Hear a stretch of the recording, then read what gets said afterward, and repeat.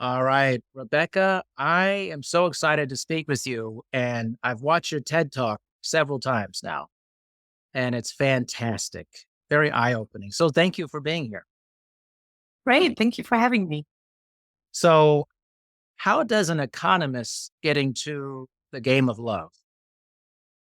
Yeah. In a way, it has to do with my day job. So I'm a PhD in economics, who works in international development. And I focus on people and economics. So on human development. Already in my work, I study what makes families and relationships stick, what makes them stronger. And I've also, in my life previously, when I was younger, not been too successful at dating. So I really wanted to use my scientific toolkit to get behind that and really understand it better. And I documented that in a TED talk. So that really helped dig up, the economist toolkit for success in dating. And in a way, I specialize on the intersection between love and economics through my day job. And I've lectured on that in a few universities and advised clients on that. How was that information received? Because I think on the general public, we see economics in a very different light. We don't always associate this with love and connection and relationships.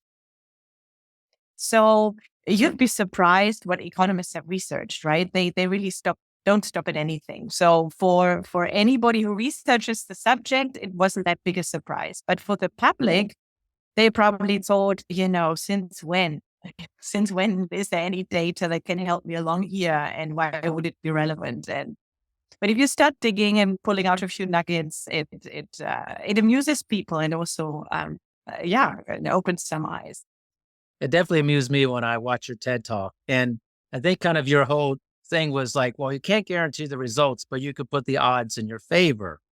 Let's talk a little bit about how you can put the odds in your favor and what you've discovered through your research in this. Absolutely. That's important, right? We need to sort of step back from wanting to control the result. All this research doesn't give you a guarantee that you get exactly what you set out for, but you definitely, you can change the odds in your favor. And what you can do is, first of all, really figure out what you want, right? What are your preferences? What is the type of person you want to relate to, you want to spend time with? Sit down with yourself and make a list even. What are your non-negotiables? And then think about where do people like that actually usually gather. This is important because what the research shows is if you don't do that, you're driven by opportunity. You're really driven by who you meet by chance.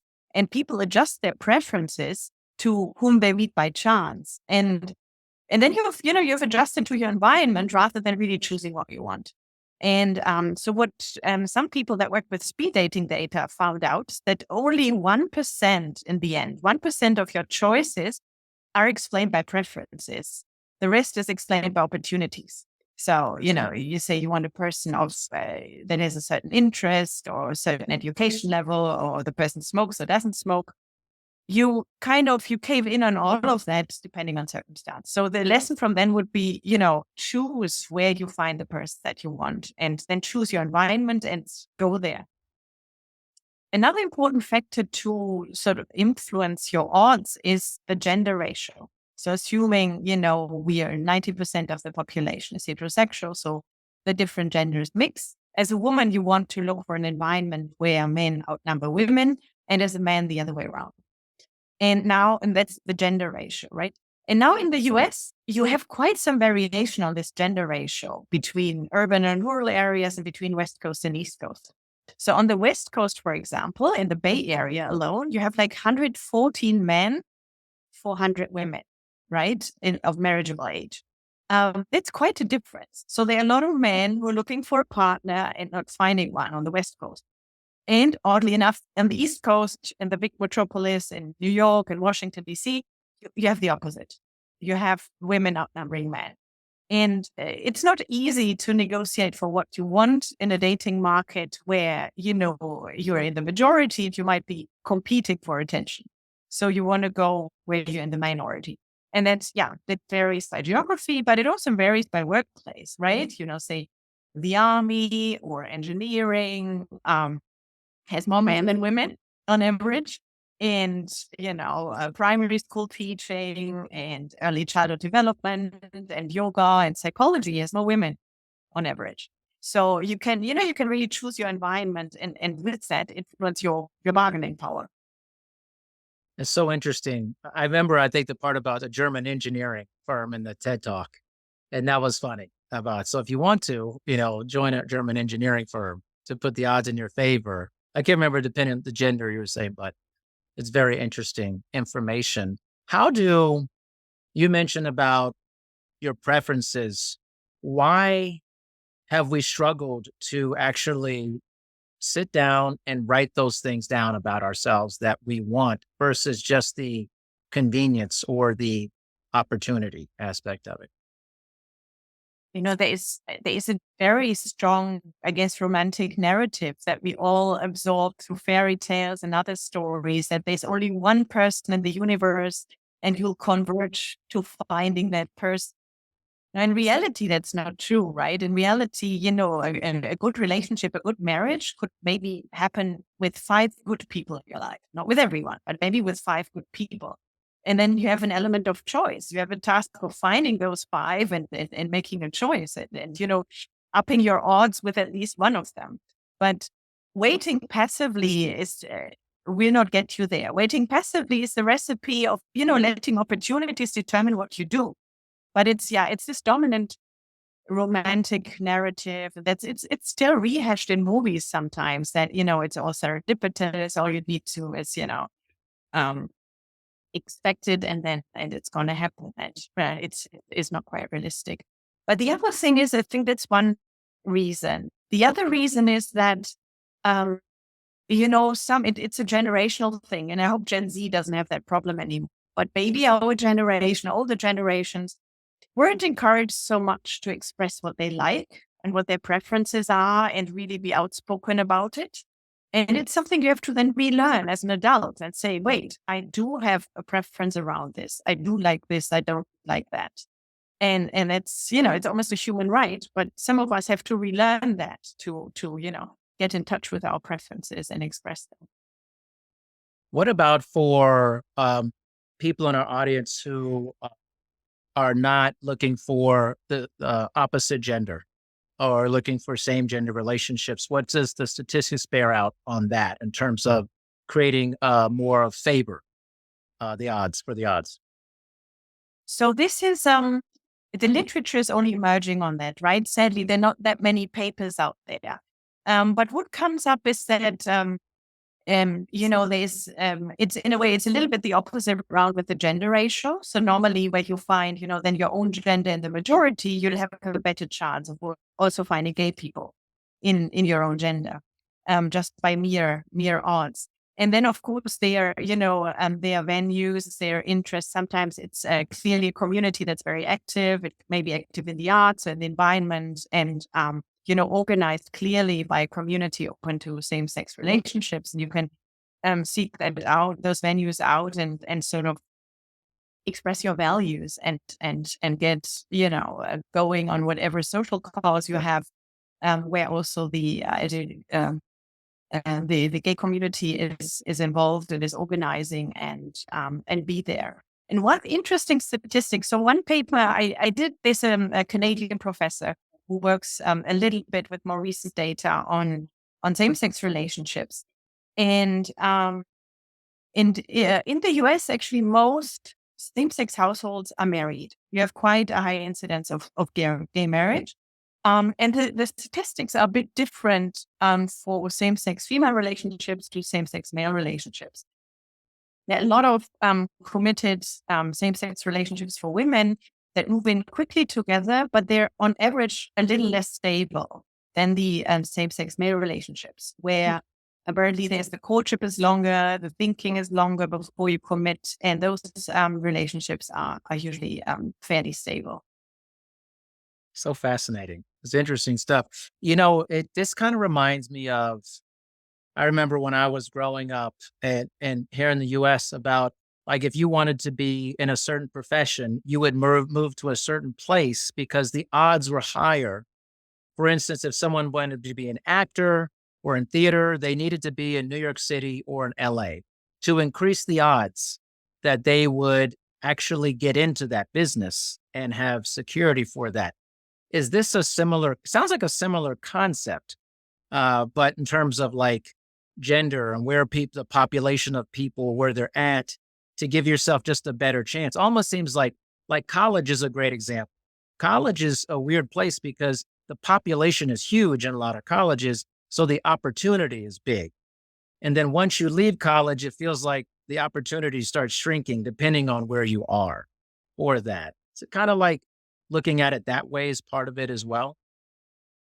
Absolutely. And you're touching your finger in all the right levels, right? So it's like there's sort of the very aggregate level, just number of people or number of potential partners, like, college or meeting lots of people, having lots of interaction places, with sports or NGOs or any leisure activities or organized religion, or you would have Right. your organized politics, whatever works for you, having a lot of encounter points, this already ups your odds. But then if you drill a bit finer, and your art example in a way is doing that, you can think about, okay, where do the people gather that hold my same values, that have the same, I don't know, open-mindedness, so they have the same curiosity or the same interest in wellness, whatever it is, then you can think about where do they gather? Are they more frequent? Are there maybe, colleges where there are more of these colleges that are, uh, more active in some sports or Mm. more active in some, social areas, social justice, depending on what you're looking for, you can drill a bit more finely. And there's an interest group for almost everything. And yeah, it's exactly all of this in a way influences your odds. So in some ways, if you were going to college and you were saying, I would like to find, a partner in college, some of that process of the college you go to may be dependent upon the values of that college or the types of groups that are there as part of the decision making process, not just the academic side of it. Absolutely, absolutely. That's a very good point. And it's the gender ratio again, because some faculties, like engineering, physics, you have more men, and some, pedagogy, psychology, you have more women. So the gender ratio does play a role. The academics, of course, play a role. That's a value in itself in a way, to what extent does academic excellence matter to me? If it really matters a lot, I want to be in a place where it matters to the others. But absolutely other courses as well. Is this a university very active on the environment? Is it very active on social justice? Is it very active in an area that's, in athletics, in an area that really, matters to me, and I want a partner that likes the same things, or in the arts, or, it's absolutely, that's a very valid factor. Because, a lot of people would probably be shocked at this consideration. They would think, okay, you should only select your college based on the academic excellence. But if you think very long term, what makes you happiest is not wealth and prestige. It's really the quality of your relationships. And interestingly, this has been studied with, the original cohort of Harvard graduates, a Yes. really super long-term study, which you may know, right? The Grun happiness study on the Harvard graduates and their descendants. So like originally, I think some 720 men, because there were men at the time, but now they're descendants and wives and partners and like sort of 1,300 people. And it's very, very clear that, the quality of your relationships outranks everything else. Yeah, a very good reason to choose where you go. I have read the book, The Good Life, that talks about that study. And I've done several lectures on that study, the ongoing study. So I'm very Oh, familiar great. with it. And it Oh, has wonderful. driven a good part of my um, kind of value system, driven the work that I do, mentorship and things of that nature. And it's funny as you talk about like wealth, prestige, all that. Why do we still think that's more important than clearly a super long longitudinal study that is incredible? What's the disconnect? Why we haven't put that together just yet? Before our podcast, I did a few LinkedIn polls, right? Because I wanted to get at this. Mhm. And so I ran for different age groups. I ran a poll on, what do you most worry about? Your relationships, quality of relationships, economic, financial stability, climate change. And I also asked what makes you happiest. So people answer differently. I gave them the same categories to choose each time. So from this, so people like 70% worry about economic and financial stability, and only 15% about, finding the right partner or the quality of their relationships. So 70% really worry.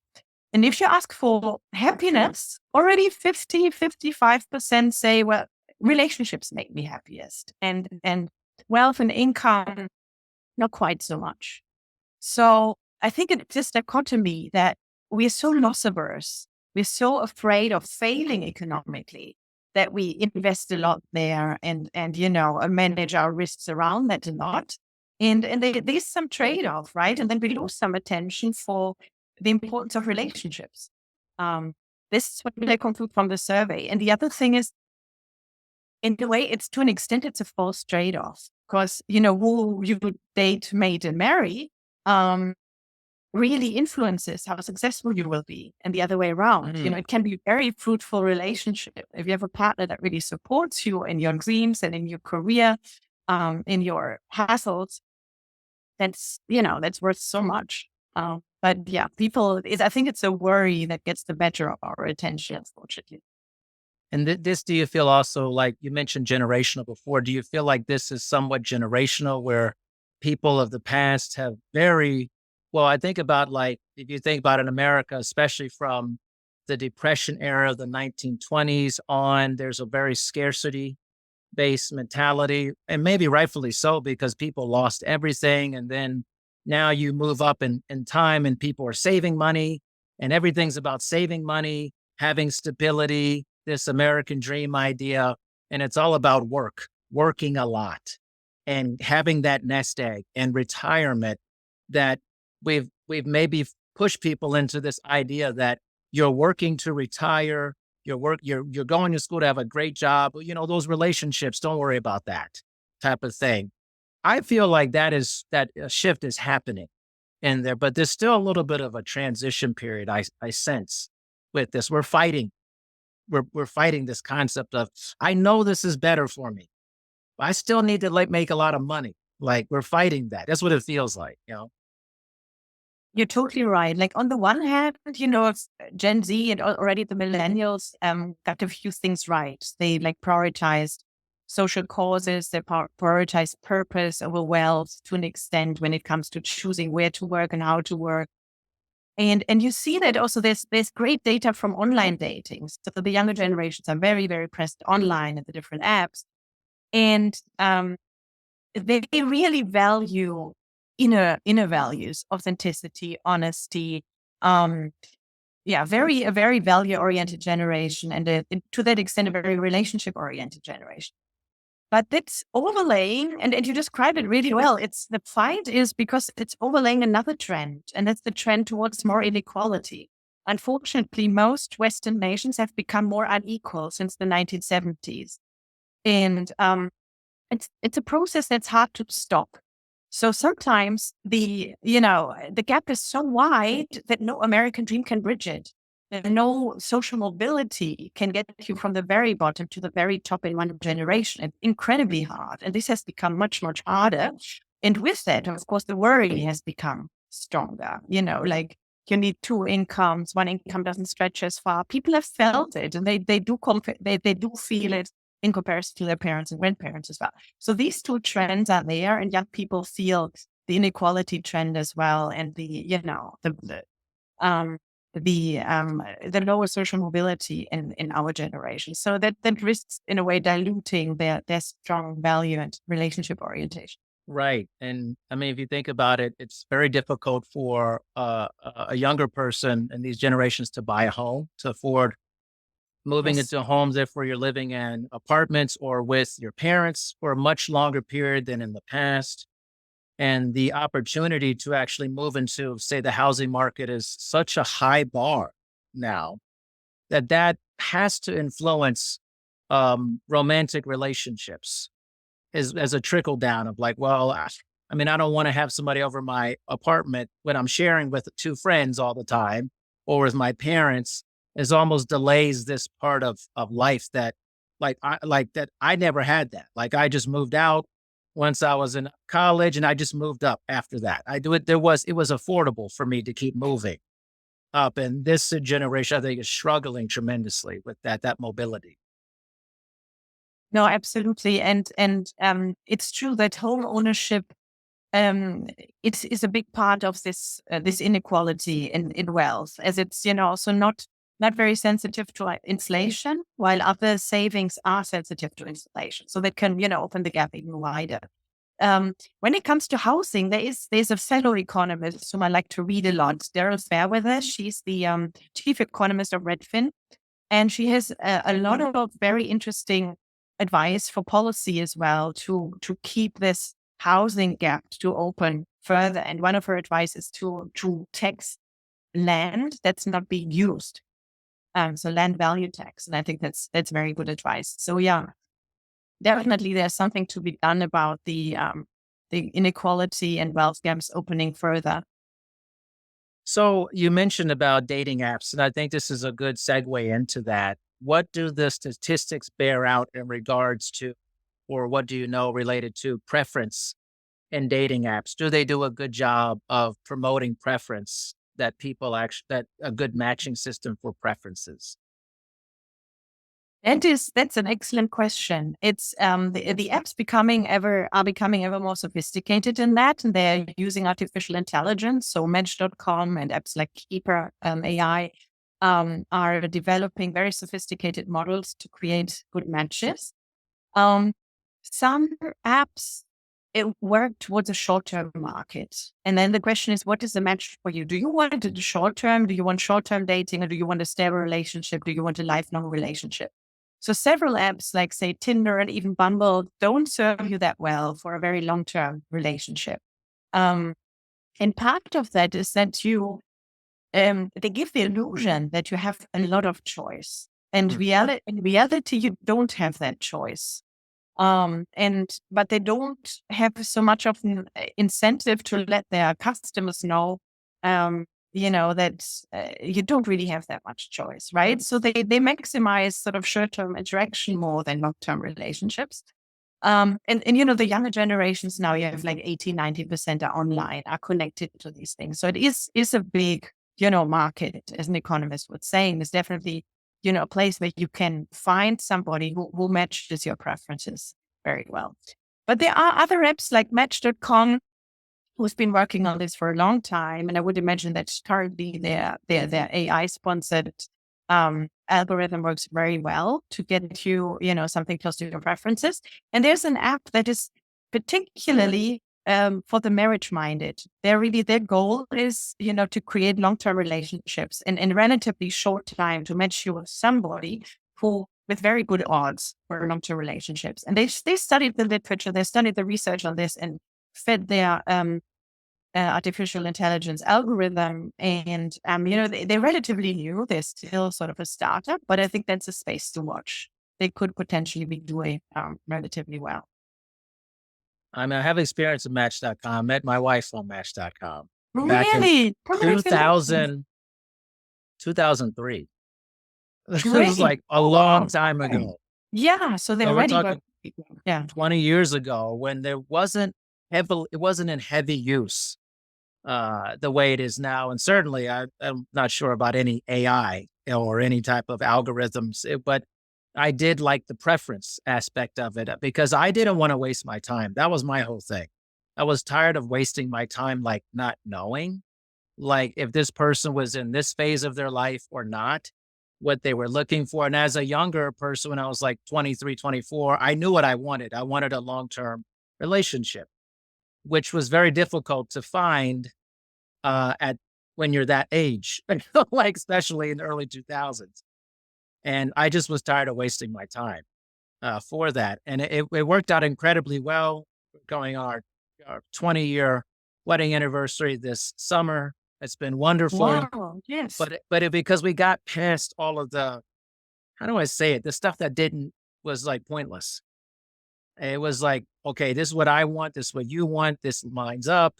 And it was synergy very quickly because of that.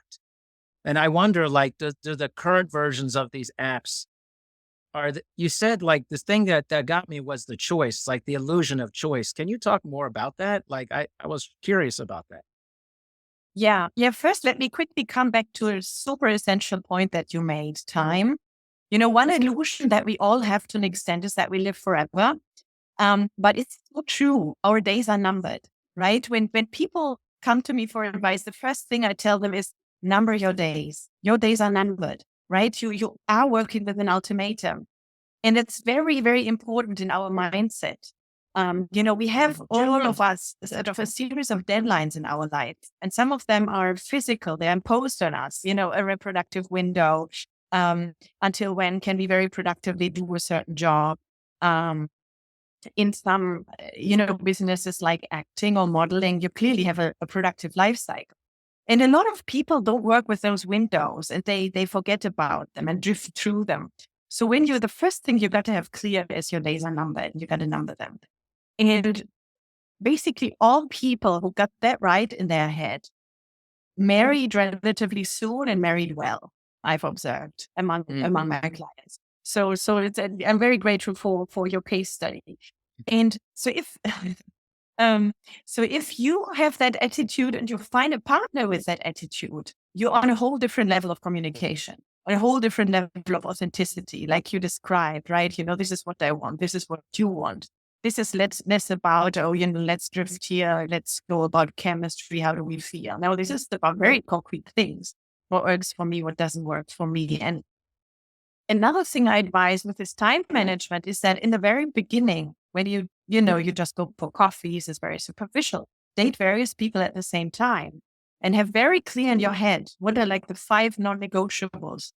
And people who clearly don't meet one of them by the second date, you can't see again. And it's just for time management. It's not to offend anyone, but to respect both of your time. And then you do come much more quickly to a decision.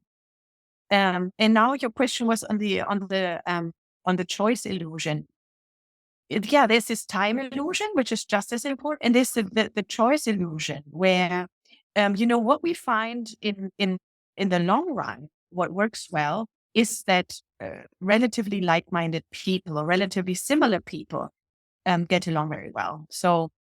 And that's true for straight and gay couples. So, if you're birds of a feather flock together, meaning you like the same things, you mentioned the big 5, the ocean, right? Your Right. openness to things, conscientiousness, these sort of key personality characteristics.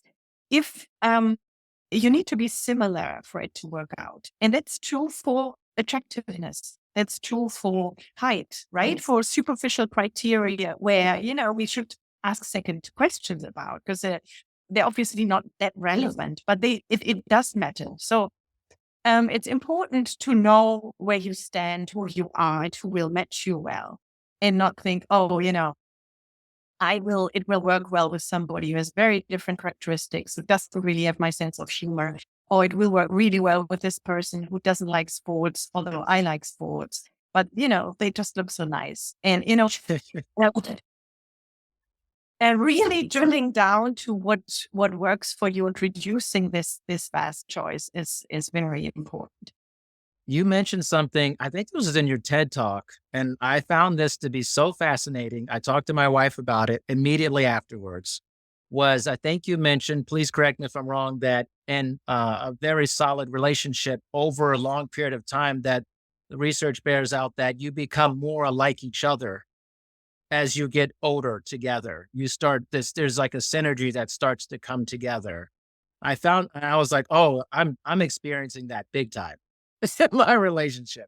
I feel like I've become closer to my wife's like environmentalism, her sensitivity, sustainability, all that. And that actually has brought us much closer throughout the years for things like that. So I wonder if you could talk about that a little bit. No, absolutely. And that's what the evidence says. I'm not sure I mentioned it in the TED, but absolutely there is strong empirical evidence on exactly this happening. So there is, on most categories, values, humor, looks and background, people, match early on. But there's one category where opposites tend to attract each other, and that is spending habits. People who are very generous, and people who are big savers attract each other and marry.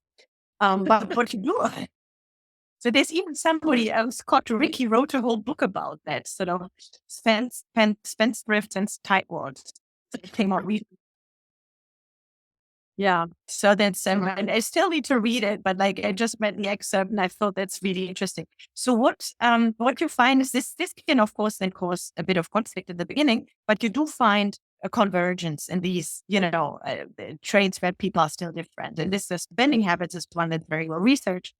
But there are others where, the causes where, how much emphasis you put on health and healthy eating or on sports, people tend to converge over time. Even, the taste in movies or literature, there's some convergence, right? Because you have to. I mean, you want to spend your leisure together, right? So you have to somehow meet in the middle. And definitely there is some convergence. I just found that to be so fascinating. I think things become very real to you when you're experiencing that yourself. You're like, oh yeah, I identify with that. I see that. And then it's also interesting just observationally when you see two people together and you like, I don't know, have you ever seen a couple people together and you're like, this just feels wrong? Like it's just like I don't see them. Like you get a sense like these, I don't know how they're like with each other, like and then, oh, man, sometimes you're like, maybe that works. But I've talked to my wife about it. Sometimes you see it and you just realize, like, I don't think they're going to be together in the future. Like, something's off. And maybe one of these qualities are off I don't know. It's just a feeling I get, but it often turns out right a lot, actually.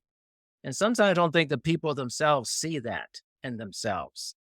Uh, I don't know. I may be way off on that, but it's just like just a feeling. Certainly no statistics behind it, but certainly there's people you think, wow, how do these people get together and they're great together?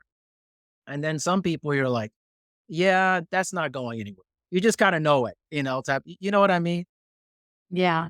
Yeah. No, it's like I've seen most of the cases, I must say, in college when you're still finding your way and you're finding out what you want. There's some experimentation, and yes, Yeah. then people stay together. But also, I think in a way, you're touching upon a deeper issue here. That's mental health and relationships, right? There's if you're not completely at peace with yourself and you haven't really found yourself yet, then there's something that makes you unhappy about yourself, something that makes you unhappy in your life. You unconsciously look for healing from the other person. And that's not good, right? If you're not well yet yourself, you look for the wrong things. You might be, a person with a tough childhood that are consciously looking for a partner that keeps you on edge, that keeps you walking on eggshells, because that's what you're used to. But it's not right, and it won't keep you right in the long run. You need to step back, be alone, and get well in yourself first. So there's a strong evidence in a couple of papers also coming out relatively recently saying that, your mental health and the quality of your relationship afterwards are really correlated. So, and there's a link in both relationships of both directions, of course. So you're in a happy relationship, you're happier, you're mentally better. That's a very strong relationship. But there's also, of course, a relationship between you being mentally well and choosing the right person for yourself. And I've seen a few cases where, people were driven by old wounds that weren't healed and therefore picked people who really weren't good for them or really didn't match well and they weren't good for each other. So that's sometimes the case. That's it's very interesting. I wonder where all this is headed, like with dating apps and the statistics behind it, like you mentioned. And in your ideal situation, what would be the best way for someone to put the odds in their favor? If you could really put something together and you're like, this is the crux of this. This is how I'm going to ensure the best possible chance for this. So the two steps we mentioned are the first ones to do, right? realize, your life will be limited. Hopefully it'll be very long and very healthy, but it will be limited and your days are numbered. And you have a few internal deadlines, which are your own, and you need to manage with, right? And then you need to realize, wait, there is not, in this life, you won't be drifting towards one person. There will be a few people you do very well with, and you need to find them and you need to take decisions. And then, once this is clear, sit down with yourself and decide what are your 5 non-negotiables. And then go out there, right? By all means, be on all the apps, right? They need to be transparent. They need to be in competition with each other. Then they end up serving people well. And you need to know what they do for people. And the ones you feel comfortable with, by all means, put yourself out on those apps. And likewise, once you know what your 5 non-negotiables are, and you start dating in parallel, make sure you don't see a person that doesn't meet them more than twice, just to respect their time and respect theirs. I think that's really, these are the basics for the arts. And you've done a lot if you do that. And then the third thing would be, choose your environment. If you know what's close to your heart, what your values are, what your purpose is in this life, what you want to express in this life, choose environments where people go who have those same values. And make sure, to meet often and interact frequently. With that, you've covered your bases really, really well. And then there's a paper that says, you really only need to get to know 12 people. You need to get to know 12 people. And if between the first 12 and the next one, or the best one of those 12, if you make a choice, you'll be happy with. You don't need to get going 20, 30, no. 12 people on average, is statistically fine to find the best person. Wow, that's really interesting. I never heard that before. 12 people. Interesting.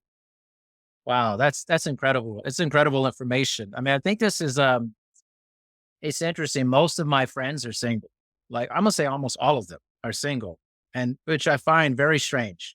Because back in the day, I never had friends that weren't that were single. But I wonder if there's any statistics on increasing level of people not wanting to be in long-term relationships or putting off being in something that is more long-term, and how that influences um, the way they pick people and things of that nature. What you do find is that people marry later and later, right? And then sometimes people get confused by the statistics because you take, say, the population 20 to 55, and the marriage rate is down. But the overall likelihood to get married isn't down that much, because the 55 plus, several people marry for the first time after that. So your overall likelihood to ever get married in America is still like 95%, right? But several of these are now first-time marriages after 50. And therefore, any aggregate statistic looks a bit scary, but you need to know, and in some countries like Britain, your odds to get married at all have never been higher, right? But still people marry later and later. And the different factors that lead us to postpone marriage. One is our education spans got longer, people add, degrees, then they add postgrad degrees. And different, then you may just be out of college, but a recession may hit. You may not feel economically ready. And then again, the social equality, the economic equality we were talking about, the marriage rate for people with a college degree and the relatively wealthier is much, much higher than the marriage rate for the relatively less wealthy. So the more people you have in that category, the less comfortable they will feel to commit, because this, again, we get back to our original theme that the economic worries sometimes are so strong, they cloud out what really matters. And that also leads to people, being less ready to commit or feeling less secure about it, just having a bigger worry on their mind. So funny, the economics of living and the importance of relationships are colliding right now tremendously, and maybe globally at this point, and making us have very interesting decisions about who we get with, when we get with those folks, and really heavily influencing um, our choices. Because if the choice is primarily based off of money, what I'm hearing is that it may be pretty detrimental to the quality of your relationship. But if the choice is based off of your preferences and understanding that relationships are the main thing, and that what creates a happy life, you're more than likely going to have better odds at having a better relationship with someone. No, absolutely, absolutely. And then there's there's this broader environment of economic security or instability we immediately can't do so much about. But it's also something to think about, right? Do we want our society to be a bit more secure? Do we want it to be more stable? Do we want to become active in that space, right? And make sure that, this inequality doesn't rise further and we, get behind some good causes of, taxing the right things and, not so much others. And so that's also a cause to get behind. Working on the system, even as an individual, it's hard. But if you team up, it's not quite that hard. But you're absolutely right. At the individual level, prioritizing relationships makes for lifelong happiness And rather than. yeah. And would you say, I know this is kind of love and economics, but would you say these same lessons would apply to friendship and other types of relationships, or is that very different in your mind? Some things are very similar. So, like how friendships form, this opportunity and preference is very similar. So, you end up befriending the people that were in your college dorm, right? The people you run into, the people whose way you cross just by being there. So, again, your environment drives a lot of friendships. We tend to be a bit more tolerant of difference in our friendships. So you can have opposing views on politics, opposing views on religion, Right. On several things. You can be very different on the five ocean, right? In your friendships. And it may be enriching because you consume your friendship at a lower dose, basically, right? You give in I and love that. out. And so we're less tolerant of these differences in marriage or in long-term committed relationships. We consume this at a lower dose. I've never heard that. That's amazing. That's a great way of putting that, Rebekka.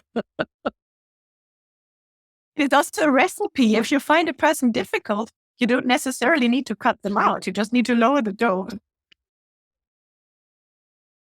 You actually operationalized this for me. I've had kind of I would say more informal way of doing that, but kind of formal. Like I have like tier my relation, like I tier my friendships. I'm sorry, anybody listen to this, you're my friend. I'm sorry, this is how I do it. But I will definitely have people where I prefer my preference is to spend more time with them. So they may be in this higher tier. And then I may have other people. It doesn't mean that I don't like them. I just maybe we don't have as much the dosage. I don't want the dosage to be as high. So I'll spend time with them less.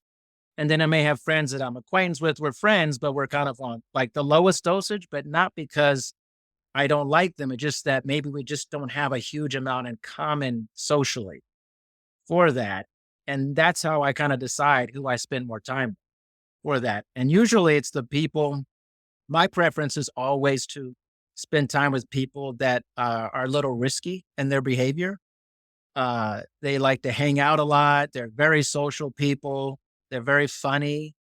And if a person is not those things, I tend to spend less time with them for that. So I've like got my preference down big time within friendship. But the dosage part, that's an interesting way of looking at that. That's great. It sounds like you've got it all sorted out. That's awesome. Yeah, and then I've also found that when spend time on different places or on different continents and in some neighborhoods, um, some neighbors who are there permanently don't like a specific neighbor so much, but Yeah. I get very well along with them. But one reason is that I dip in and out. I'm just not there that frequently, and they don't have that luxury. So I see why they might take different choices. And yeah, I'm similar. I have some friends who there's some aspects we have a lot in common and we enrich each other a lot. In some aspects, not so much. So yeah, it's just giving each other that space makes sense. It does. Wow, this has been very informative. And I want to say thank you so much, Rebecca, for giving me your time. It is a currency that I value the most. And thank you for the currency of your time and your tremendous insight, education, and the economist mind to love. I appreciate that so much. Thank you so much, Dr. D. This has been wonderful. So tell the audience, because we're going to be sharing this all over the place, and I think it's going to be very valuable information. How can people learn more about you and your work in this area? So the best thing currently is really to follow me on LinkedIn. I'm relatively easy to find, with my name. And every new insight I find that is of relevance for more people, I publish on LinkedIn. And I have a newsletter coming out soon where I will condense some of these lessons that we've discussed today in a series. So hopefully that will be very enriching for people. And always, I connect with lots of people on LinkedIn. Feel free to shoot me questions, and I do my best to answer them as well. Thank you so much, Rebecca, and we will be in touch. I appreciate you. Thank you.